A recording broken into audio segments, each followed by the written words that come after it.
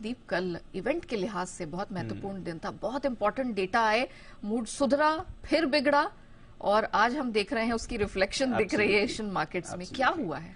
जो फाइनली बड़ा ट्रिगर आना था बाजार के लिए वो आ गया, और वो महंगाई को लेकर था।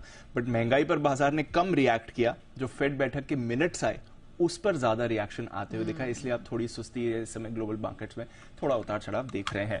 तो क्या क्या हुआ है वो मैं आपको बता देता हूं। वॉलेटिलिटी काफी थी। 3 दिनों पहले से हम देख रहे थे 200 पॉइंट की रेंज में कारोबार हो रहा था। कल 300 पॉइंट की रेंज में डाउ में कारोबार हुआ, बट बहुत ज्यादा वॉलेटिलिटी हुई, काफी सारा उतार चढ़ाव हुआ। एक बार बड़ी गिरावट आई, फिर बहुत बढ़िया रिकवरी है, उसके बाद दोबारा गिरावट आई, बट एंड ऑफ ट्रेड आपने 40 अंक नीचे डाउ को देखा है। हालांकि दिन की ऊंचाई से देखेंगे तो करीब 200 अंक नीचे फिसल कर बंद हुआ है। नैस्डैक यहां पर कमजोरी बरकरार है, एक बार फिर से कमजोर था। लगातार तीसरे दिन नैस्डैक में आपने गिरावट देखी है, और कल 0.9% तक नैस्डैक आपको फिसलते हुए दिखा था। मिड और स्मॉल कैप्स में भी आपको गिरावट अच्छी दिखी। तो बाजार की ब्रेथ जो है वो कल अच्छी नहीं थी अमेरिकी बाजार के। और ये इसके बावजूद कि जो आपका महंगाई का डेटा आया है वो तो अनुमान से काफी बेहतर आपको आते हुए दिखा था, इसके बावजूद बाजार फिसलते हुए दिखे। तो पहले महंगाई की बात करते हैं, कैसा रहा आपका डेटा। मार्च में महंगाई 6% से गिरकर 5% पर आई, यही अनुमान हमने 5.2% का लगाया था। तो काफी शार्प गिरावट आई है। दिसंबर 2021 के बाद आप सबसे कम महंगाई का आंकड़ा देख रहे हैं, तो वहां से राहत की बात तो डेफिनेटली आपको आती हुई दिखी है जहां तक महंगाई का सवाल है। कोर महंगाई ये 5.5% से बढ़कर 5.6% पर आई है, पर ये अनुमान लगाया हुआ था बाजार ने, तो इससे भी आपको कोई सरप्राइज नहीं मिला। एनर्जी इंडेक्स में आपने 3.5% की गिरावट देखी है।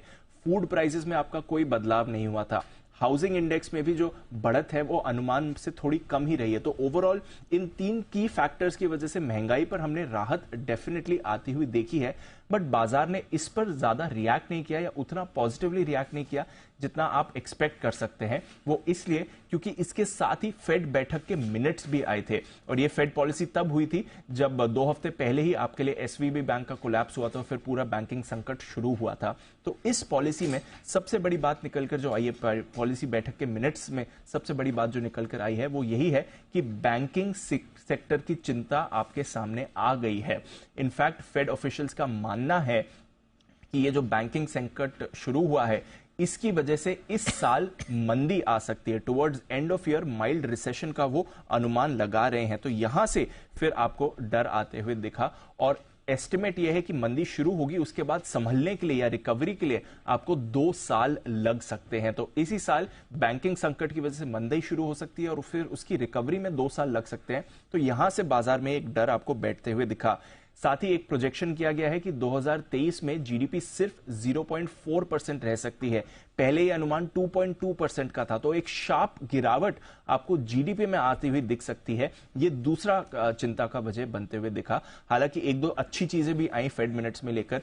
पिछली बार रेट्स उन्होंने जरूर बढ़ाए थे, बट वो एक्सपेक्ट कर रहे हैं कि अब आने वाले समय में जो कोर महंगाई है, कोर इन्फ्लेशन है, जो पिछली अभी भी बढ़कर आया है, उसमें आपको एक तेज गिरावट आते हुए दिख सकती है।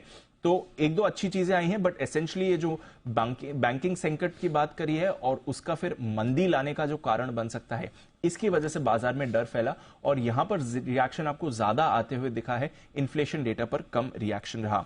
सरप्राइजिंगली हालांकि इन्फ्लेशन आपका तेजी से गिरा है और अब आप संकट से मंदी की भी बात कर रहे हैं, फिर भी फिलहाल अगर आप देखेंगे तो 70% जानकार अभी भी मान रहे हैं कि अगली पॉलिसी में 1/4% की बढ़त हो सकती है फेड की तरफ से। तो वहां पर एस्टिमेट्स में ज्यादा बदलाव नहीं हुआ है। अब आने वाले दिनों में फिर से होता है या नहीं देखना पड़ेगा। अब बाजार का फोकस प्रोड्यूसर प्राइस इंडेक्स पर आएगा। ये भी एक की मेट्रिक होता है जिससे फेड अपनी पॉलिसी बनाता है। ये डेटा आज आने वाला है, तो देखते हैं उस पर क्या आएगा। साथ ही नतीजों का सीजन शुरू हो रहा है। JP Morgan, Wells Fargo, city group, black rock, इनके नतीजे कल आएंगे। ऑफकोर्स हमारे बाजार अब मंडे को इस सब पर रिएक्ट करेंगे क्योंकि कल हम बंद हैं, तो ये भी कुछ इंपॉर्टेंट ट्रिगर्स बन सकते हैं। डेटा के बाद कमोडिटी और करेंसी मार्केट में काफी एक्शन आपने होते हुए देखा। डॉलर इंडेक्स हमने देखा ये एक हफ्ते के निचले स्तर पर आ गया है, 101 के करीब है। सोने में बड़ा उछाल आया, कच्चे तेल में बड़ा उछाल आया। 2.5 महीने की ऊंचाई पर कच्चा तेल $87 पर आ गया है ब्रेंट। सोना जैसे आप बता रही थी 3 साल की ऊंचाई पर आते हुए दिखा, 2040 के पार गया है। चांदी 1 साल की ऊंचाई पर है। कॉपर और जिंक 1 हफ्ते की ऊंचाई पर है। थोड़ा एग्री कमोडिटीज कल फिसले जरूर है। तो एक्शन भरपूर हुआ। जो डेटा का इंतजार था वो आ गया, पर बाजार ने उस डेटा के बजाय फेड मिनट्स पर ज्यादा रिएक्शन आपको दिया है। क्लियरली आपके वक्तव्य से एक चीज समझ में आ रही है कि डेटा कोई भी निकल कर आए, ये बाजार की मर्जी है, उसकी चॉइस है कि वो कहां पर रिएक्ट करता हुआ दिखता है, और एक बार फिर उसका नमूना हमने कल आते हुए अमेरिकी मार्केट में देखा। बहरहाल शुक्रिया आपका दीप, हमारे साथ जुड़ने के लिए, वो पूरी डिटेल्स दर्शकों के सामने रखने के लिए, समझाने के लिए। आइए